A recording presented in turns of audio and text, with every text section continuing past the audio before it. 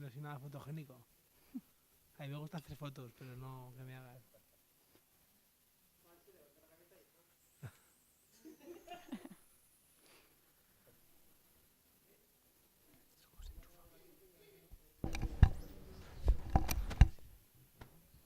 Sí.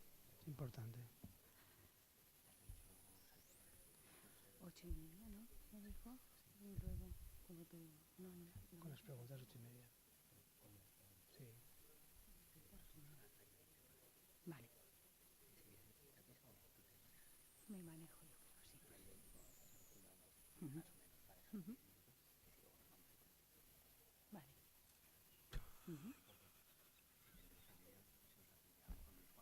Vale. Perfecto.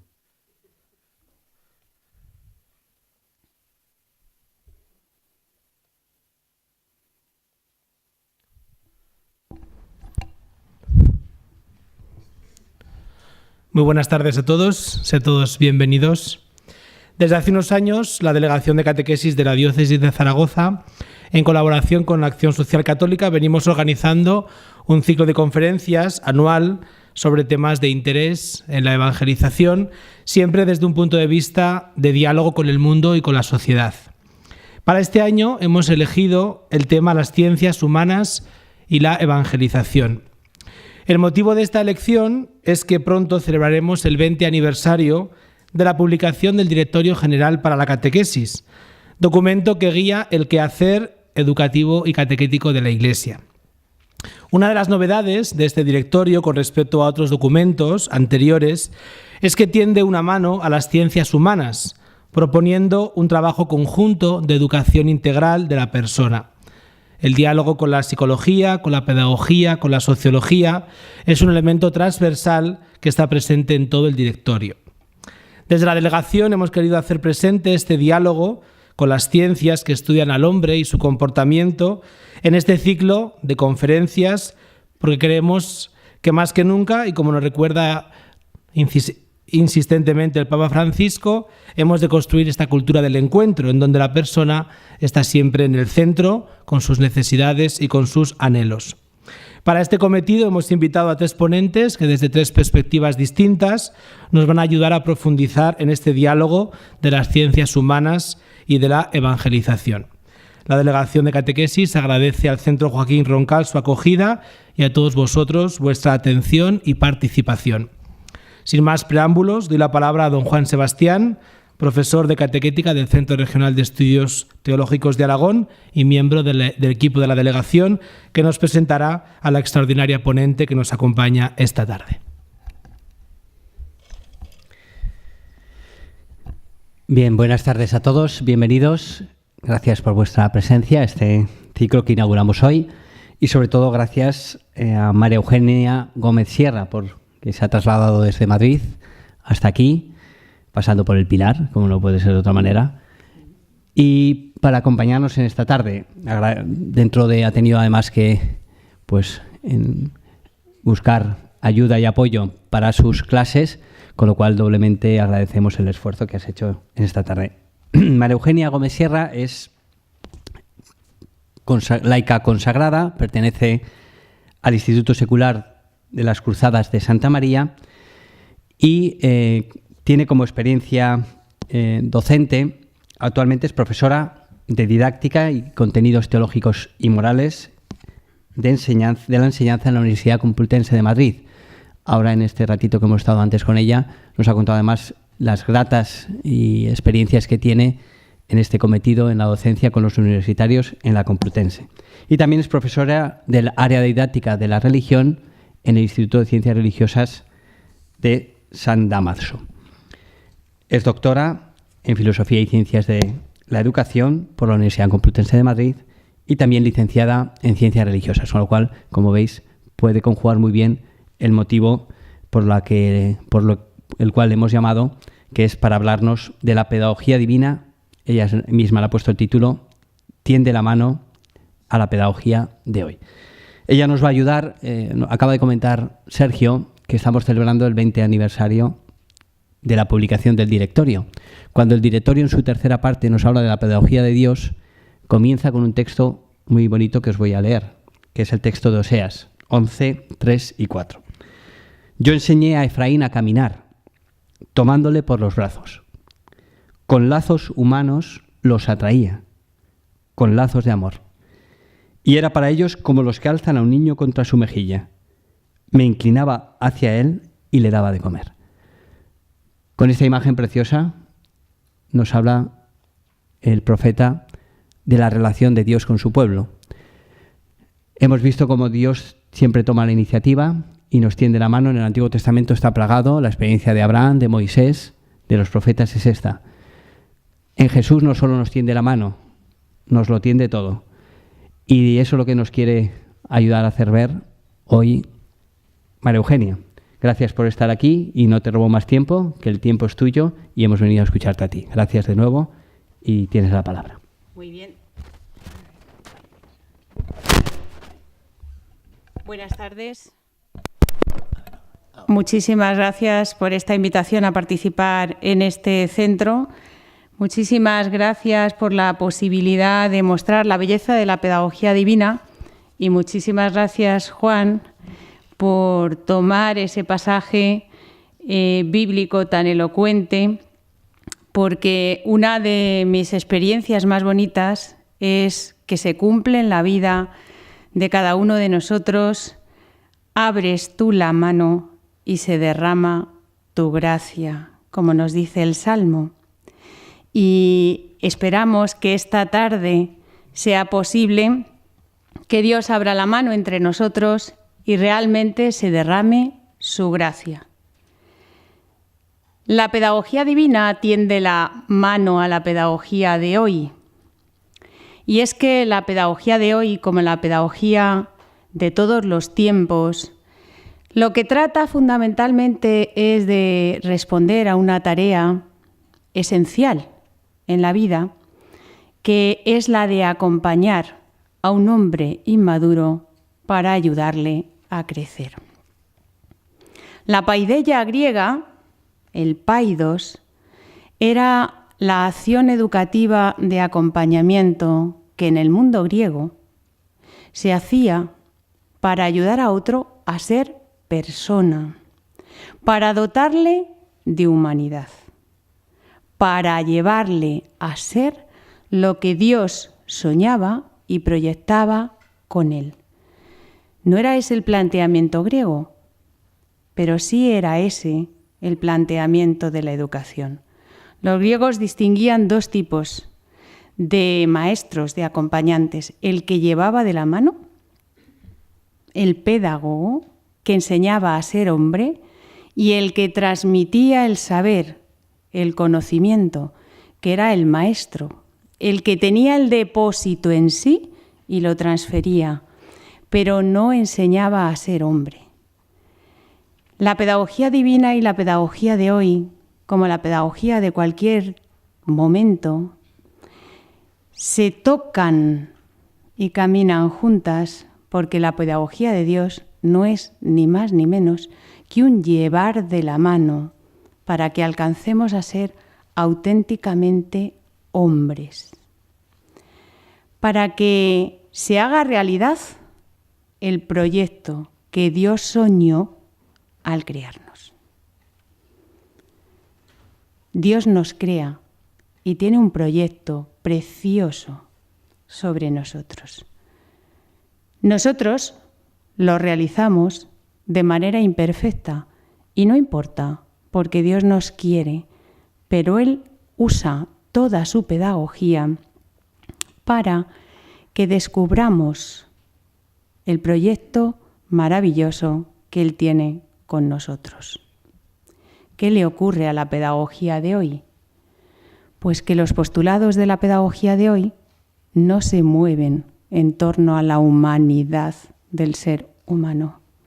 Se mueven en torno a un planteamiento que en la escuela se llama constructivista, al que le falla de raíz la condición de hombre y ser creado. El hombre de hoy se encuentra con un problema, y es que sabe que nace incompleto, que nace débil, que nace inseguro. Piensen conmigo un momento. ¿Alguna vez han caído en la cuenta de que el ser vivo más indigente al nacer es el ser humano? Si ustedes se fijan en un ternero, en 10 minutos ha logrado la autonomía. Si ustedes se fijan en mis alumnos, con 24 años no han logrado la autonomía. ¡Qué indigencia! Indigencia que debe ser acompañada, arrastrada de la mano por alguien, un padre, que no se cansa de sujetar nuestra mano, ni cuando la agarramos fuerte, ni cuando las despreciamos.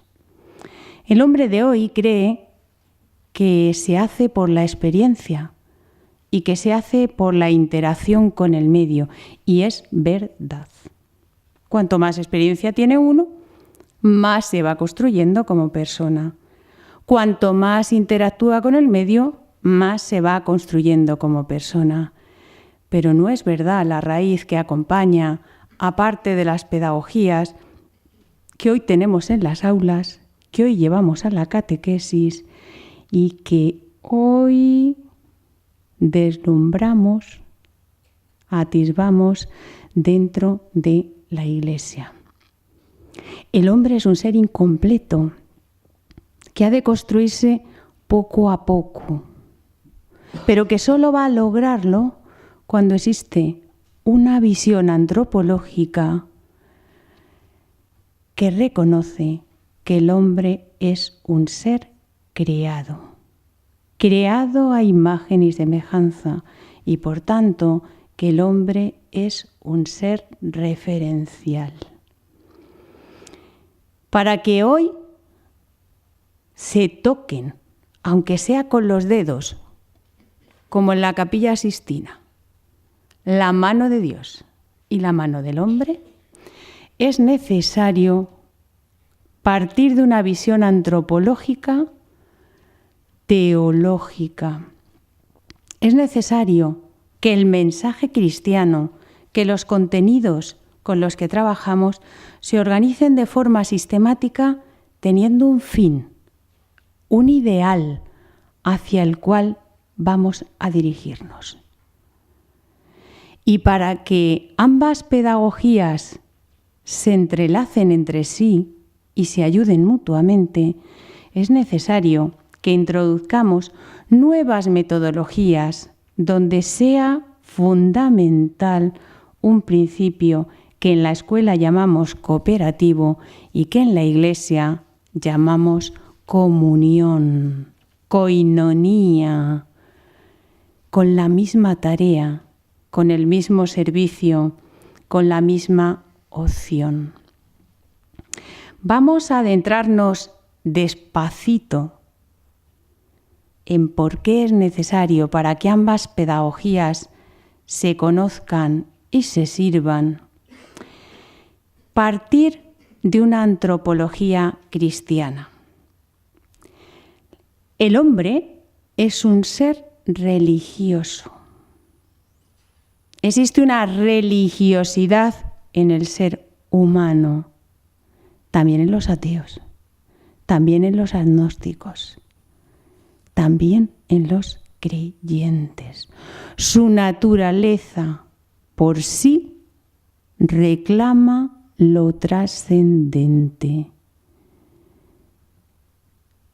¿Han pensado ustedes dónde está el sentido de su vida? ¿Dentro o fuera? ¿En ustedes mismos, en su en sí o en otro de fuera? ¿Y si yo salgo a la plaza? ¿Dónde está el sentido de la vida de los que caminan por la calle? ¿En sí o fuera? Si yo pregunto en esta sala, como todo el mundo es majo y bueno, seguramente que todo el mundo me dice, pues el sentido de mi vida no está en mí. Yo me he dado cuenta que si yo fuera el sentido de la existencia, Madre mía, qué penoso. No te lo cuento para que no se sepa. Y si yo voy a la plaza y le pregunto a alguien que no es creyente si el sentido de su vida está en él, me diría que no. Igual que en mí, que soy creyente. Y cuando yo le pregunto un poquito más por qué no está en ti el sentido de la vida, tu vida tiene sentido sin el amor de tu madre, tu vida tiene sentido sin el amor a tus hijos, tu vida tiene sentido sin el amor, sin la relación a algo que te trasciende, me contestaría que no. Y me estaría afirmando que es verdad que todo ser humano es un ser religioso, que tiene en su naturaleza la fuerza que le ha dado Dios al crearle. Un anhelo de plenitud, un anhelo de perfección, un anhelo de busca que no se calma ni cuando te toca la lotería, ni cuando gana tu equipo la Copa del Mundo, ni cuando viajas a la luna en un proyecto nuevo. Hay algo en el ser humano que reclama a Dios, lo eterno, lo trascendente, la religiosidad. Cuando yo en las clases, frente a 110, pregunto, ¿todo hombre es religioso? Me dicen, pues no, profesora, porque... Ah, ¿no? No. No. Hay gente que levanta la mano y dice, no, yo soy ateo, aunque esté en sus clases. Soy ateo, que quede claro. Y yo le digo, enhorabuena, ¿quieres a tu madre? Y me dice, sí, claro, ¿cómo no voy a querer a mi madre? ¿Qué tiene que ver eso con ser ateo? Y siempre le digo lo mismo. Significa que eres un ser trascendente, que encuentras el sentido fuera de ti. Si tú lo encuentras fuera de ti, ¿es posible encontrarlo fuera de ti en un ser que es superior a ti? Es posible hablar de Dios. La huella de Dios está en el mismo corazón del ser humano. Dios ha inscrito en nosotros el deseo profundo de su mismo ser. El hombre añora el absoluto. El hombre es un auténtico misterio que no se conoce. Que no se conoce. Nadie se conoce totalmente. Edith Stein, una de las filósofas más importantes en el siglo XX, al hablar de un concepto muy difícil que se llama mismidad, cuando dice qué es el ser humano, dice, el ser humano es un misterio al que nadie puede acceder sino el mismo Dios, revelándole a cada uno lo que tiene de misterio. Esta es la fuente de la pedagogía. En esto ayuda la pedagogía humana a la pedagogía divina, en poner en evidencia la grandeza que Dios ha hecho al crear al hombre y al crearle como misterio. Esto que suena tan abstracto, yo se lo pongo a mis alumnos en clase de manera muy práctica y le digo, ¿tú te conoces? Algunos dicen, sí. Y digo, oye, qué suerte. ¿Te conoces seguro? Sí. ¿Y me puedes explicar científicamente por qué te enfadas sin ningún motivo? ¿Te has enfadado alguna vez sin motivo? ¿Te has enfadado alguna vez con la misma causa? Unas veces sí y unas veces no. Y me dicen, pues sí. ¿Te has enfadado con alguien sí y con alguien no por el mismo motivo? Pues sí. ¿Y te has explicado eso alguna vez? No. Pues a lo mejor hay algo de misterio en ti. Algo de huella de lo divino. La persona es un don que se pregunta siempre por lo profundo de las cosas. Y es una tarea que hay que ir realizando. ¿Y quiénes somos nosotros? Pues pobres acompañantes, como los griegos. acompañantes que llevamos de la mano para que el otro pueda ir realizando su propia tarea. Hay una cosa muy bonita cuando yo explico en la historia de la educación el mundo griego, siempre digo, lo de pedagogo y paideia suena genial, pero el pedagogo, siento decirte que era el criado que llevaba de la mano al niño para que no se marchara a otro sitio, a recibir las clases que tenía que recibir de los ilustres. Le llevaba de la mano el criado. Y es que en nuestra vida la tarea más bonita, catequistas, maestros, padres, es llevar de la mano, sirviendo como los criados, a la madurez del ser humano que llevamos de la mano. La pedagogía de hoy, con sus descubrimientos, nos dice que el ser humano es un ser de muchas dimensiones y es un ser de muchas relaciones. Y si ustedes abren un libro de pedagogía o de psicología, todo va de relaciones sociales, de cooperar, Pero ¿cuál es la raíz profunda de esas relaciones sociales? Que el hombre es un ser personal, como la Trinidad. Un ser invitado a la comunión, a la relación con el otro, para, entre esas relaciones, derramar amor. Esto es un rasgo específico del cristianismo, un rasgo que la pedagogía divina aporta a la pedagogía humana, ilustrándola. La primera característica del cristianismo es que Dios, nos lo decían extraordinariamente, nos lo decía Sergio en la presentación, sale al encuentro del hombre. Un Dios que sale al encuentro. Un Dios que se abaja para salir al encuentro. Sale al encuentro y se manifiesta como un amigo. El que está en lo bueno y en lo malo.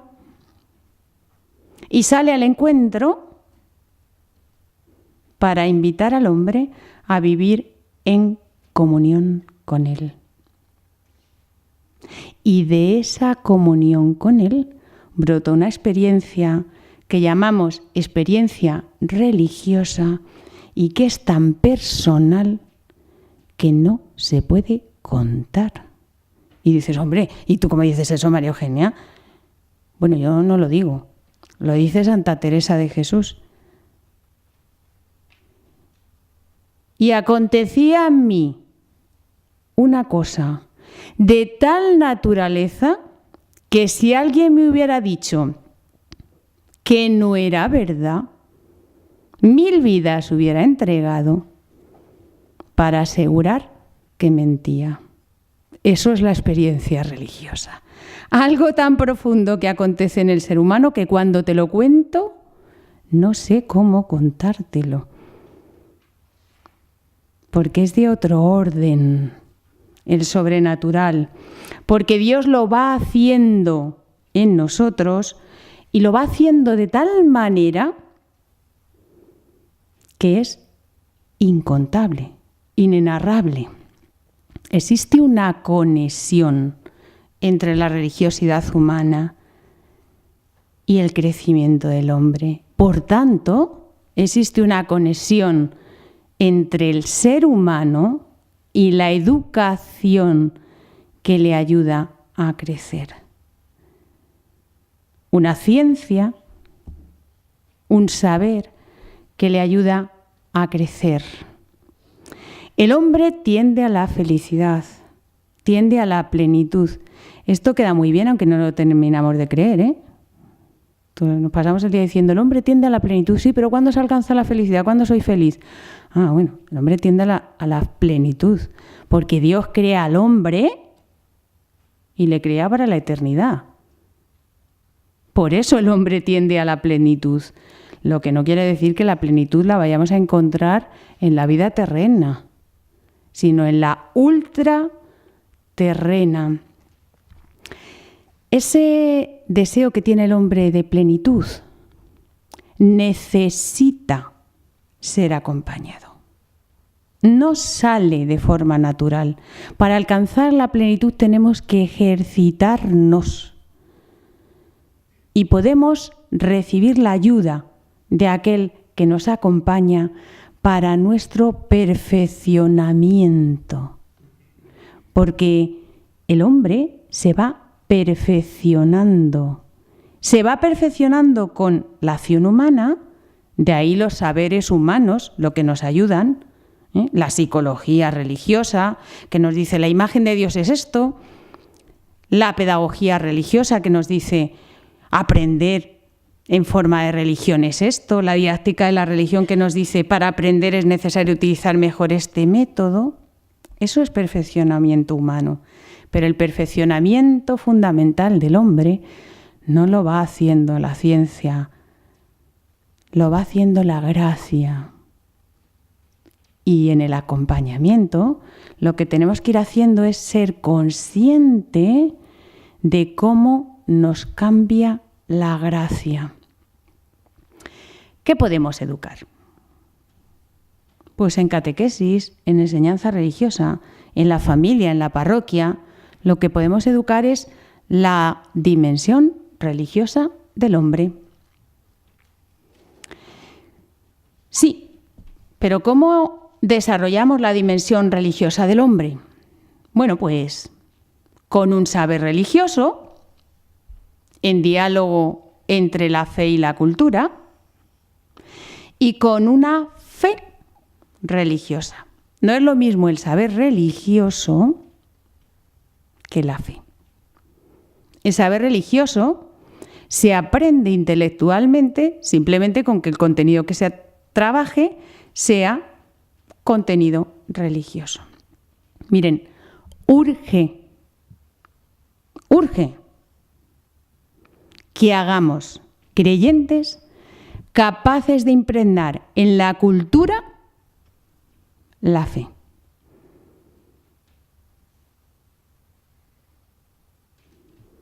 Capaces de salir al mundo y dar una respuesta de tanto nivel que todo el mundo se sorprenda y de tanta hondura que todo el mundo se pregunte de dónde surge este saber.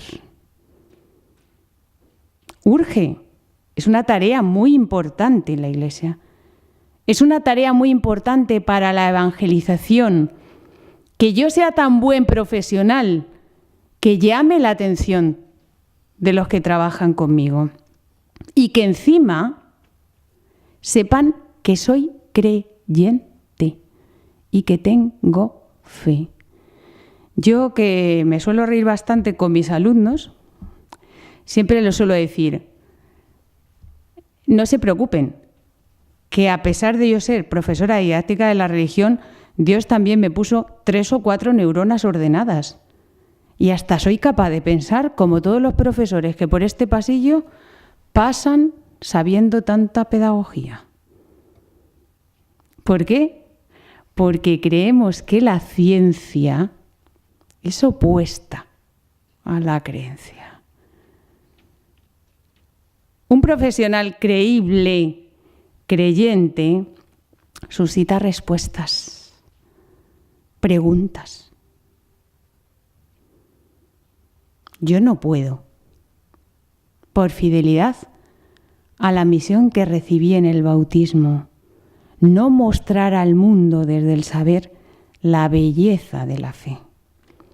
Pero no es eso solo lo que yo puedo mostrar. Yo puedo mostrar al mundo mi decisión libre de adherirme a una persona como Jesucristo.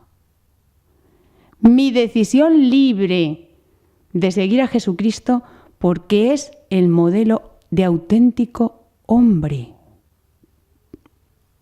No de auténtico Dios, que también, sino de auténtico hombre. ¿Qué aporta esta educación religiosa? ¿Por qué tenemos que enseñar religión? Bueno, algunos están empeñados en por qué no tenemos que enseñar religión.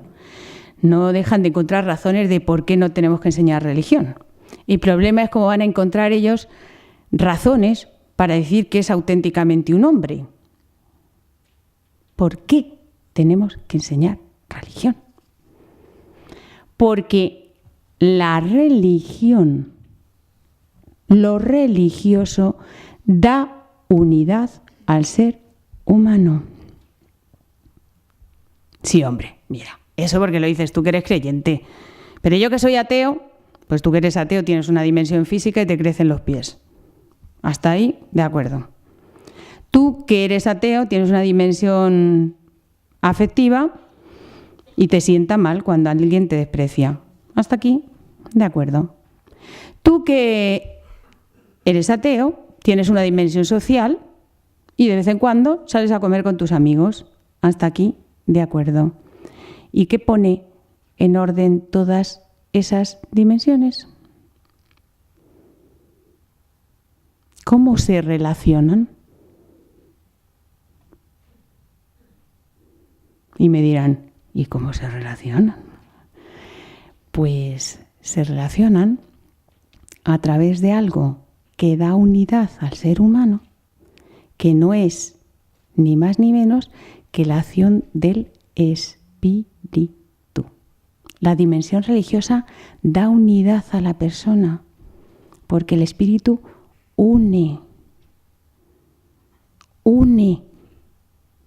Dices, ¿y cómo sabes eso? Pues coge Hechos de los Apóstoles número 2. Mira cómo estaban aquellos pobres, derrotados, no diciendo, si te lo dije yo, si esto era un fracaso. Sí, bueno, para que María no se quede sola. Sí, ¿qué hacemos aquí todos juntos? Oye, pues en Emaús algún sitio habrá para trabajar. ¿Y qué pasó? Pues que llegó el Espíritu. Y gente tan rara, porque eran raros, cada uno tenía lo suyo, se unieron en una misma misión. De la misma forma que Pentecostés unió, la acción del Espíritu Santo une las dimensiones de la persona. Y la pedagogía lo que nos hace es enseñar esos aspectos de la globalidad que el hombre reclama y que no encuentra. Miren, crecemos en dimensión cognitiva y somos listos hasta para que nuestra abuela se sienta orgullosa. Del nieto más listo, que antes de 7 meses ya hablaba, que se ponía de pie cuando algunas no han estudiado psicología, pero amor tienen en abundancia. La dimensión física, pues no se lo quiero ni contar. Las madres diciendo que los zapatos ya hay que cambiárselos porque es que cada 2 meses tengo que comprar zapatos nuevos. Estupendo. La dimensión afectiva, uy, eso ya no está tan claro, Ya lo de los afectos, Y la dimensión espiritual, pues no crece tan rápido.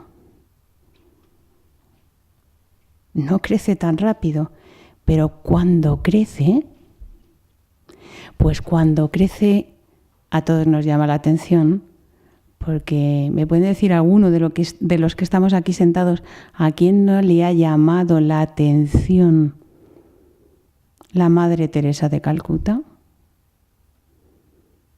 O San Juan Pablo II. ¿A quién no le ha llamado la atención? Pues a todo el mundo. ¿Por qué? Pues porque había alcanzado una dimensión espiritual tan amplia que toda su vida era una unidad. Y miren, no sé si han visto una foto, pero la Madre Teresa de guapa tenía poco. En su dimensión física, tela, En la dimensión afectiva, pues no sé, pero en la dimensión psicológica no les quiero ni contar. Por lo visto era una precipitada y, sin embargo, venció la dimensión espiritual. El espíritu unifica. ¿Cómo es la pedagogía divina? Pues la pedagogía divina nos dice que Dios se aproxima al hombre y lo hace desde un dinamismo trinitario. Lo hace desde una comunión de personas. Lo hace desde una relación entre las personas, no desde una relación cualquiera, no desde una relación social, sino desde una relación de amor. Y lo hace desde la condescendencia. Y nos enseña al resto de ciencias, de pedagogías, a caminar para ayudar a crecer desde la condescendencia, desde la condición divina que se hizo hombre, abajándose,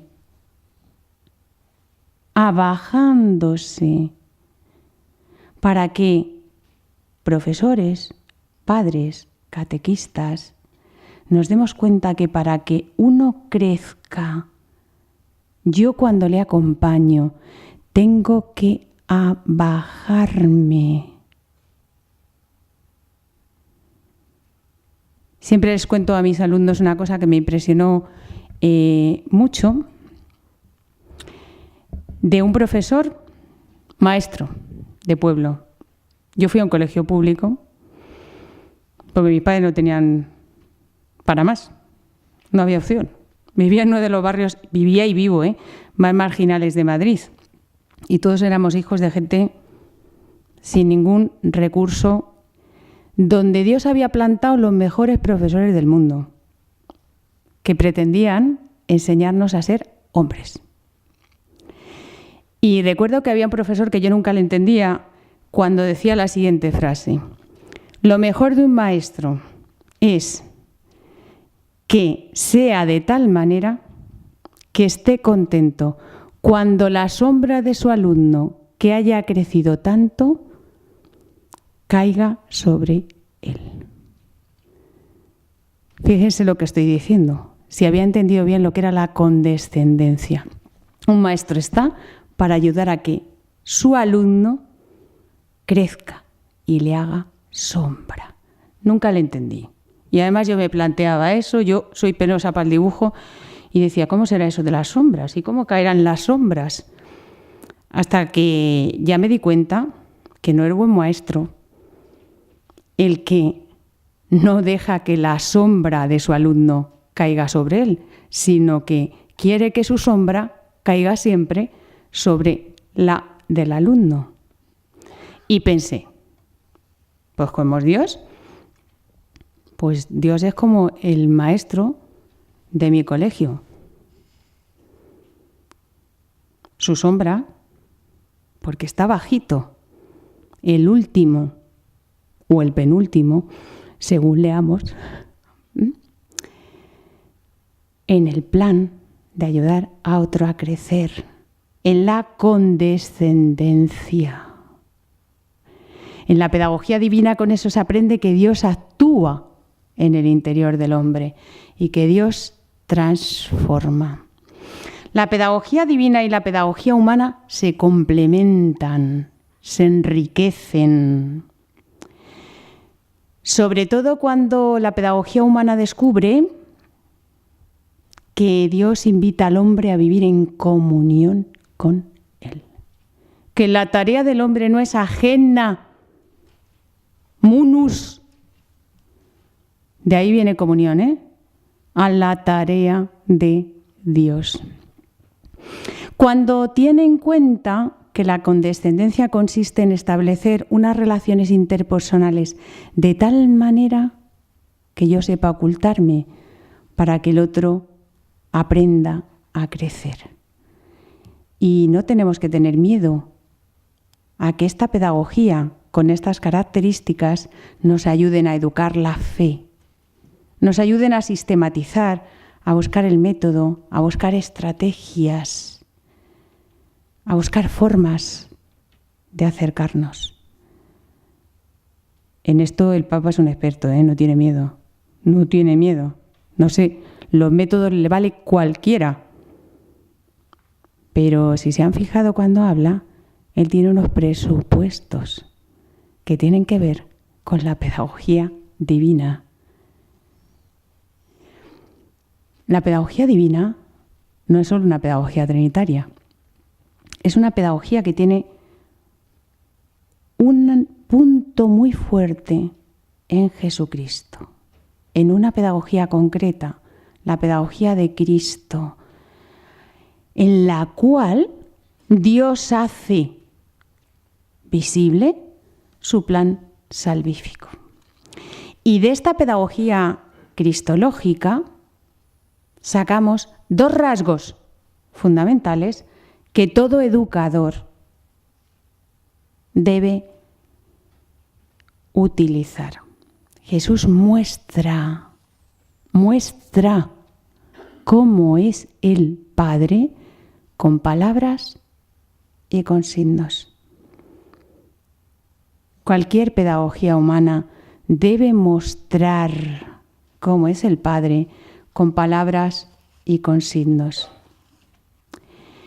Cualquier pedagogía debe mostrar que toda la acción humana siempre tiene un sentido referencial. Esa pedagogía divina no solo es cristológica, es también pedagogía del Espíritu, que ayuda a profundizar para, palabra mágica, descubrir la verdad. No las verdades, no las certezas, sino la verdad. La pedagogía del Espíritu nos hace libres, auténticamente libres, porque nos hace hijos de Dios. Es la acción del Espíritu la que nos da vida, como los dibujos animados. Son cartón, se les anima y hablan. De la misma forma, la acción del Espíritu nos transforma y nos da vida, vida profunda, vida del ser. La pedagogía del Espíritu no es una pedagogía etérea, no es una pedagogía de Halloween, es una pedagogía realista. Dios hace su obra en el mundo, encarnándose en la realidad, y no es posible que nosotros eduquemos si no educamos desde una dimensión encarnada, real. Esa pedagogía está hoy presente. Y me dirán, ¿dónde la encuentras? ¿En qué tienda? ¿En qué parroquia? Está presente en la Iglesia,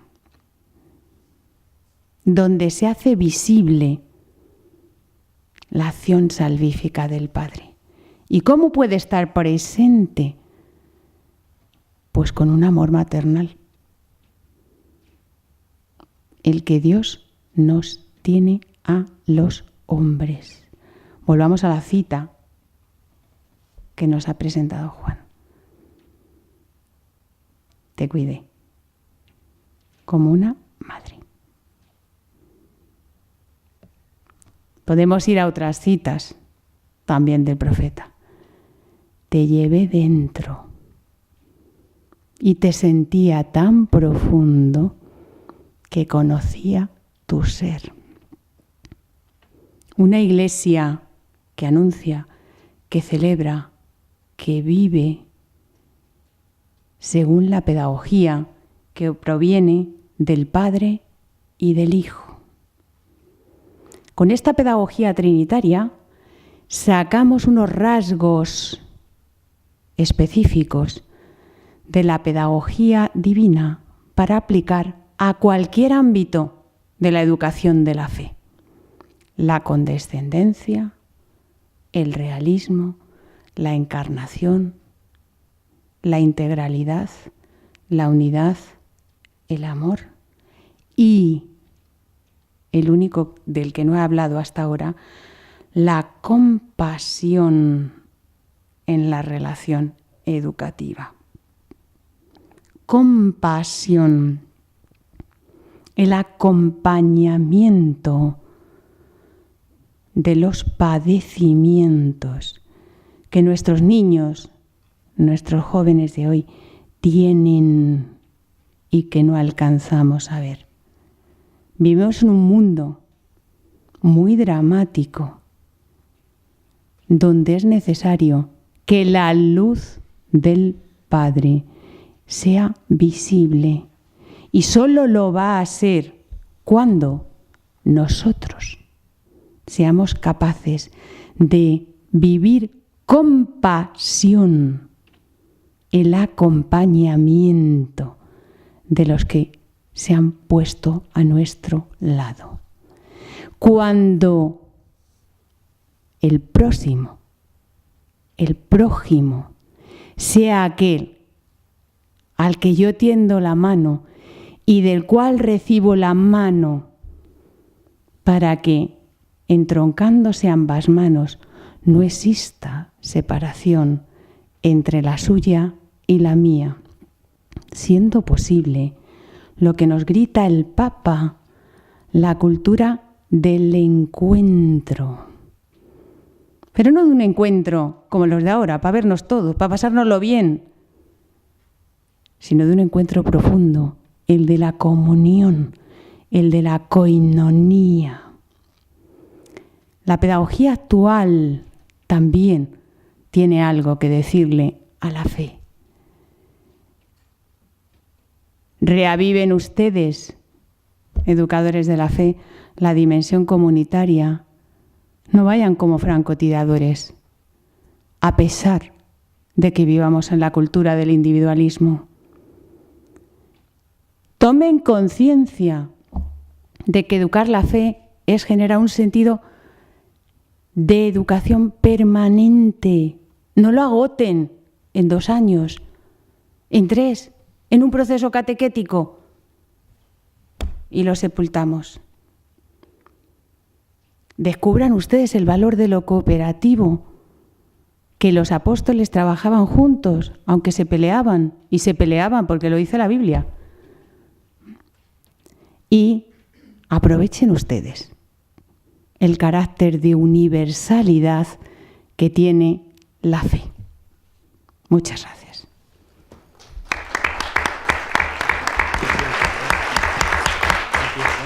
Sí. Hay 20, ¿has dicho? Pues hay 20.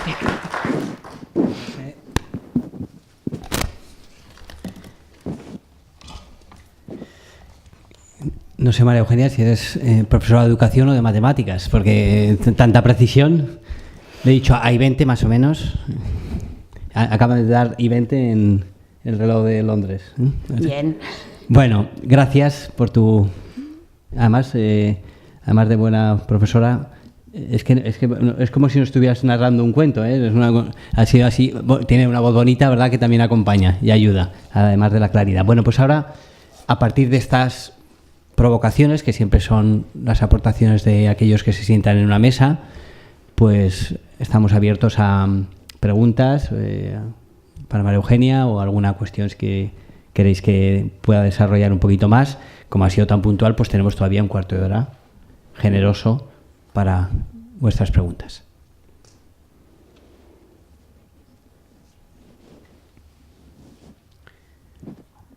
Yo te hago una primera. Bien. No me podía reprimir. Como conoces tú bien el directorio, sabes que hay una de esas frases, todos los que hemos trabajado un poco en la catequesis, nos sigue pareciendo 20 años después un documento magnífico.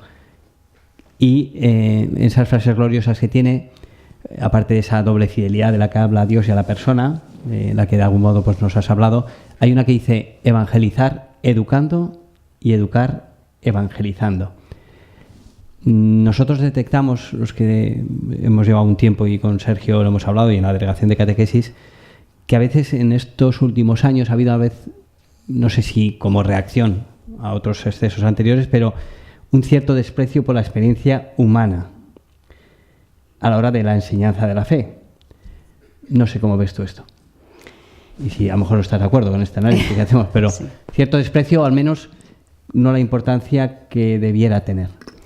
A ver, pues en el recorrido de la catequesis, como el de todo, siempre hay dos polos.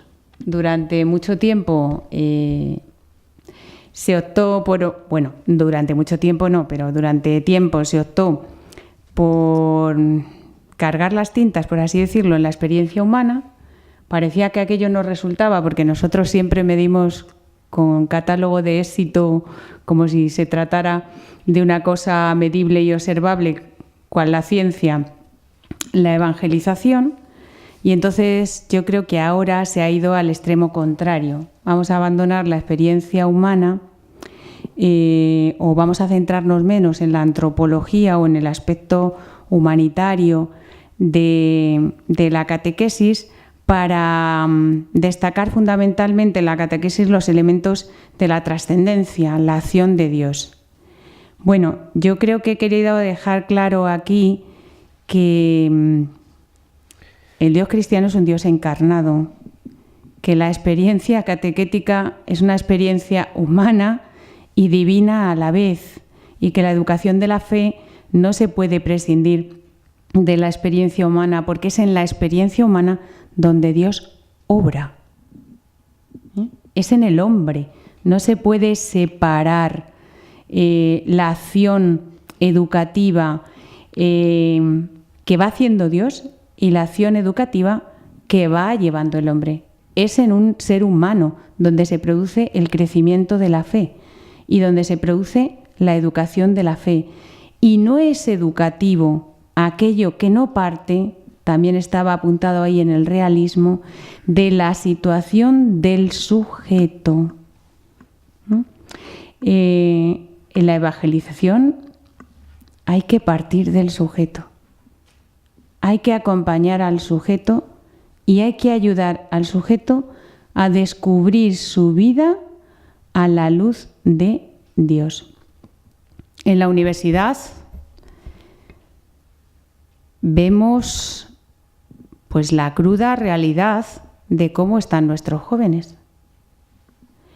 Y si ignoramos esa realidad, es imposible anunciarles el Evangelio. Si nos escandalizamos de cómo son nuestros jóvenes, es imposible mostrarles la belleza del Evangelio.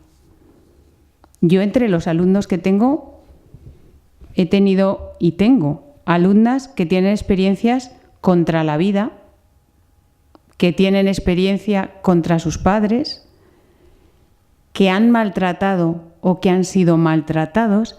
Esa es la realidad en la que Dios habla.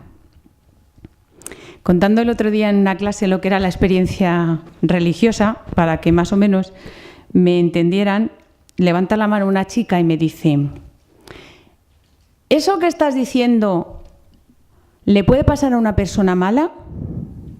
Y le digo yo, pues claro, como a una buena. Lo que hay que saber es que es una persona mala. Y me decía la chica: no, mala de verdad, que haya hecho algo malo. Y yo le dije: sí, mala de verdad, igual que tú y que yo. Depende de lo que tú consideres hacer malo. La chica no quería decir qué era, pero la chica se veía que tenía una realidad tan cercana con lo que estaba diciendo que se la estaban hasta saltando las lágrimas. Y me dice: ¿puede haber una experiencia religiosa en una persona que sea un asesino?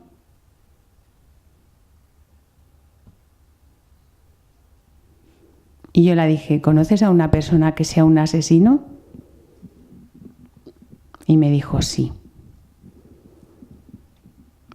Digo: ¿crees que ha podido tener una experiencia religiosa? Hay 100 alumnos en la clase, ¿eh? Mis alumnos tienen entre 23 y 25 años. Y me dijo: sí. Y yo le dije: ¿y tú crees en esa experiencia religiosa? La chica no contestó. Y yo le dije: ¿y tú crees que un Dios que es Padre no puede mostrarse, no puede tender la mano a una persona después de cometer un asesinato? Allí se hizo un silencio, como si estuviéramos en un claustro. Y yo aproveché la ocasión y dije: ¿y de los que estáis aquí, os habéis planteado alguna vez ¿cuántos de nosotros podríamos ser asesinos? Y yo dije, vais a hacerme un favor, levantad la mano los que creáis que no podéis ser asesinos. 90. Y yo le dije, enhorabuena, que seguros estáis de vosotros mismos. Yo, que soy la profesora, soy capaz de matar. Encima que yo que doy didáctica de la religión, eso es como cuando daba clase a los niños pequeños y creían que porque yo era la de religión no mentía. Pues durante muchísimo tiempo me decían, pero ¿a que tú no mientes, profesora? Y decía yo, hombre, no debería, pero... Una vez. No. Gracias. Las experiencias humanas hay que acompañarlas, porque es que Dios obra en las experiencias humanas. Más, Emilio. ¿Qué significa para ti? Has mencionado un poco, pero si puedes decirnos qué piensas o cómo podríamos entender esto de la evangelización de la cultura. Mira, yo la definición que te doy de cultura es la definición de Juan Pablo II. Cultura es todo aquello que sale de la acción, de la mano del hombre, transformando la realidad. Esa es la definición que Juan Pablo II, que tiene páginas espléndidas sobre el significado de la cultura, da de la cultura en el sentido de cultura no es el resultado de, sino cultura es lo que transforma la acción del ser humano. La evangelización de la cultura supone que lo que salga de mí, del otro, salga desde una raíz de una persona creyente.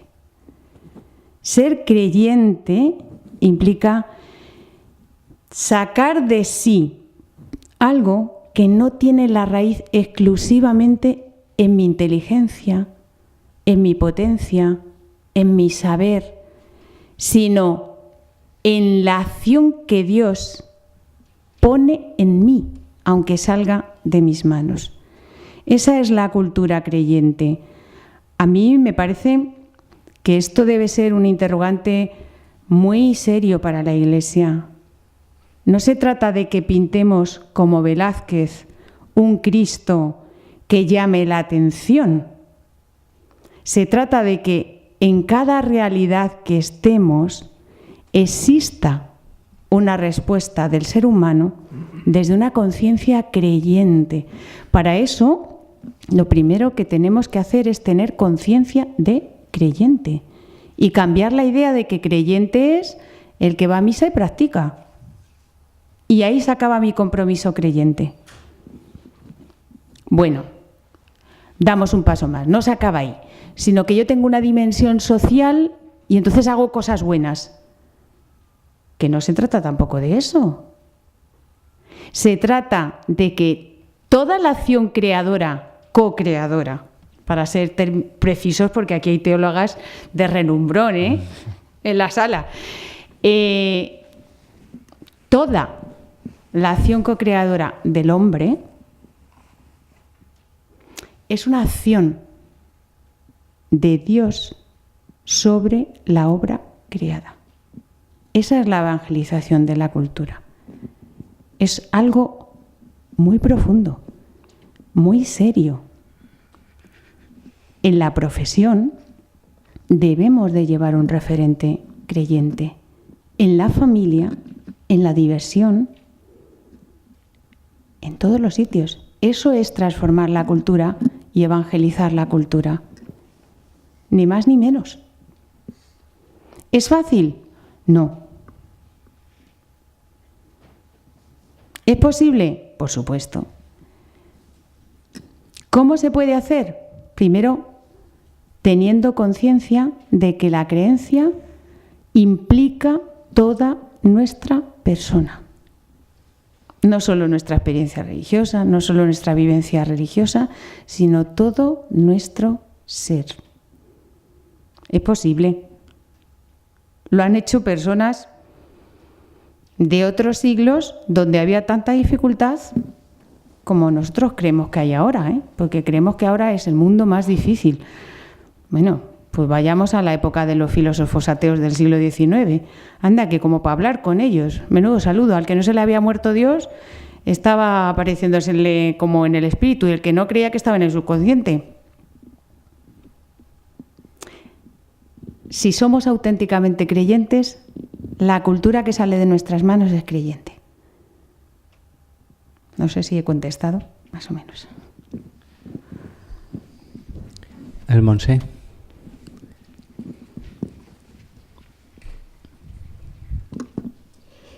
Te escuchaba con mucha atención y me venían los alumnos a la cabeza.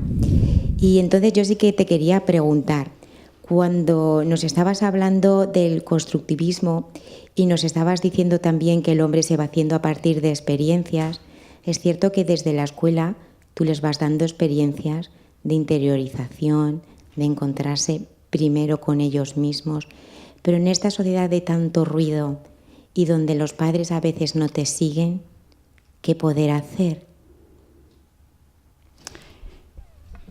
Generar espacios de silencio, pero de un silencio dialogado. Lo que yo llamo silencio sonoro. Si lo que queremos es mostrar a una persona que vive en el ruido un silencio vacío, se espanta. Porque el silencio vacío nos espanta también a nosotros, aunque tengamos experiencia de silencio. Si ese silencio no está vacío, sino que está lleno, y creo que es ahí donde no acertamos a mostrar cómo es un silencio lleno, no da miedo. Y entonces los alumnos lo buscarán. El silencio sonoro pacifica. Si el alumno en el interior descubre que Dios le habla, sentirá la presencia de Dios que da gozo, alegría y paz. ¿Cómo acompañamos eso? No es tan fácil. Ese es el problema. No se trata de llevar a los niños y decirles, a ver, os pongo aquí y todo el mundo ha callado. Y ya está. Que es lo máximo que hacemos cuando lo hacemos en el colegio. A ver, todo el mundo se calla. Y al momento te dicen, que es que yo me aburro. Y a mí cuando me dicen eso digo, yo también. Es que estamos en las mismas circunstancias. Si es que no se trata de eso. Ese silencio es un silencio que en todo caso ayudará al control mental. Que ayuda, y que es necesario, pero hay que llenarlo. Hay que llenarlo de una palabra que resuene en el alumno. No es fácil, De todas formas, llenar el silencio de una persona no es fácil tampoco cuando se hace desde una dimensión no creyente, A ver, tenemos un problema y es el problema del acompañamiento, que no es un problema de la Iglesia, es un problema generalizado. Y es que acompañar al otro es ayudarle a reconocer sus experiencias, no a vivir sus experiencias. A veces nos pasa que yo soy capaz de hacer oración y entonces quiero que el que esté al lado sea capaz de hacer oración. Y mi acompañamiento consiste en decirle, mira que sí, que se hace así, que se hace así. Y el otro dice, pues hará sí, pero que a mí no me sale. Esto los alumnos te lo dicen, incluso en la facultad dicen, pero que Dios habla, pero ¿y cómo hablan? Y digo, yo qué sé, pero no me estás diciendo que habla, sí, pues dime cómo. Y digo, ya, mira, claro, esto es como acompañar, es ponerse al lado de y ser reflejo, espejo, para que el otro descubra lo que a él le pasa, que le pasa a él y no me pasa a mí. Pero os vuelvo a decir lo que os decía antes, para eso hay que saberse quitar. Y no es fácil, Hemos tenido en la Iglesia, afortunadamente, grandes personas que lo han hecho y que se han distinguido por su acompañamiento espiritual. Para acompañar a otro a que crezca espiritualmente hay que ser muy espiritual. Esa es la primera condición. No, lo digo en el sentido, no que diga que hace aquí un experto, no, pero hay que haberse dejado llevar del espíritu para poder no ser un obstáculo.